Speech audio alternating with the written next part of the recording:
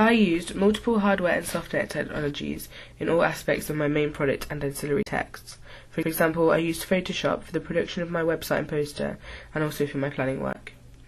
The software I used was Photoshop, Final Cut, WordPress, GarageBand, Prezi, and the Internet. I used Photoshop in the creation of my poster and website, and to edit the images for the products. I used multiple tools when editing the images. To clear up the skin of the subject, I used the blemish tool, which smooths out any uneven skin tones or spots. I also used the burn tool, which allowed me to burn some of the pixels in the image, such as the blood on the hands, to make it more of a darker red instead of a bright red. I also used it on the hair and teeth so that they looked more dirty and old. This made the image look more gruesome, which is typical of torture films due to the content of such films. On the teeth, I also used the brush tool to add a yellow and brown colour to them, so that around the pixels the colours became more vivid. For the overall image, I used levels, which allowed me to change the shadows, midlights and highlights of the image. This meant that I could make it darker or brighter if needed. Another adjustment I used was curves, which allowed me to manipulate the image in terms of contrast and colour, as it changed bigger sections of the image as opposed to smaller sections. I also used colour balance, hue saturation and brightness contrast. Colour balance allowed me to change the overall tone of the image. For example, if the image has a blue tint, I could change that to a more red tint, as it would connote the genre better. Hue and saturation meant that if I needed to, I could take some of the colour out of the image and make it more black and white, or I could make the colours in it more vibrant. The brightness and contrast taught me change the exposure of the image and either brighten or darken it, but it also allowed me to change the contrast of the image. The final tool I used was Free Transform tool, which meant that I could change the size of the image. Final Cut is a video editing software that I used when constructing my trailer.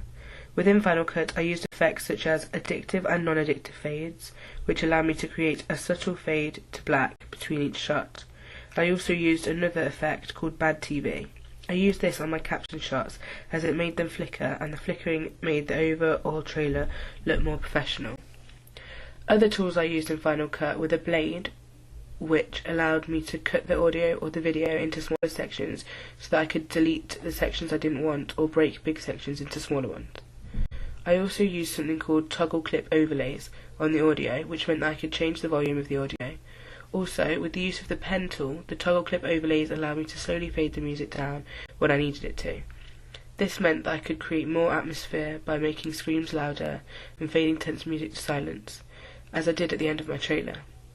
I also used the razor blade tool, which allowed me to cut down the audio and video to what I needed, the selection tool to select and move audio and video, and the zoom tool so that I could make the files bigger in order to make smaller and more delicate cuts. The Internet was the biggest piece of software that I used. I used it for my planning work and my evaluation work, as it meant that I could get images and information I needed quickly and insert it into my evaluation videos and into my planning work.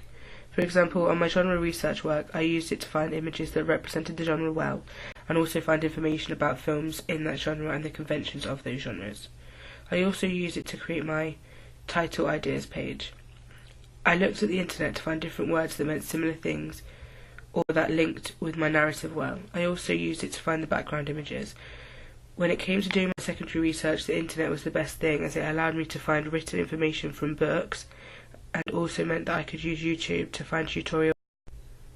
WordPress is an online website which allows us to publish our work into a group blog. This meant that we could document and keep track of our work and progress when constructing our packages and planning. It also allowed us to keep a diary of the work we were doing so that we made sure that we were working in the right pace. WordPress allows us to post videos, images and written work. Therefore it met all of our needs, as we could post our title, our trailer progress and trailers, our poster and website, and our analysis work. Prezi is another online website that I used to create animated questions for my evaluation. It allowed me to choose a theme for the layout and then customize it accordingly. I could put questions and answers into one place and animate it so that it moved from one answer to the next. It also allowed me to insert images and move them around so that they were next to the questions.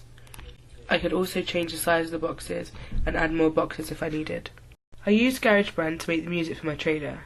GarageBand has a whole range of sounds in its library, with soundtracks ranging anything from 30 seconds to 3 minutes in any genre. It has male and female screams, and noises like bangs and static. Some of the sounds I used were the Greyhelm Scream 2, Ambient Noise Effect 14, and No Escape Long. I layered these sounds up in Final Cut in order to create something more atmospheric and enigmatic.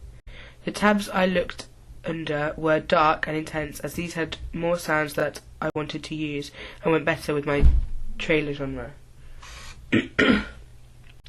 I also used Word for a small section of my planning and evaluation.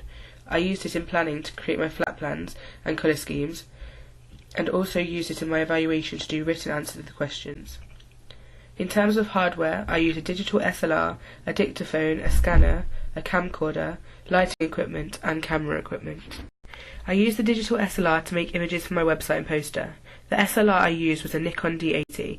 This is my own camera and takes high-res images so that the quality is good, and it also allows me to manipulate the aperture and shutter speed in order to create an image with the right tone to it. I used a good camera as opposed to a smaller pocket camera because I wanted the images to be good enough quality that it could compete with existing media products. The equipment I used with the camera was a handheld remote flash and a tripod. The remote flash let me create an enigmatic tone to the image and light up the right areas. The tripod meant that there would be no blurring, which is possible with slow shutter speed, darker backgrounds, and a handheld approach. It also meant that I could take multiple images from different angles in order to make sure I had the right image for definite. The dictaphone was used to record spoken audio within my trailer. I also used it in my evaluation videos to record any answers to the questions. The dictaphone allows the user to record their answers piece by piece if they want, or all at once. It also allows you to listen back to what you have recorded in order to make sure you have done it correctly. This is a very helpful feature, as it meant that if I messed up while recording, I could go back and delete it and then re-record it. I used a scanner in my planning work in order to scan in my filming schedule and my storyboard. As the images were hand-drawn or handwritten, the scanner we used needed to be of high quality in order for our work to be seen properly.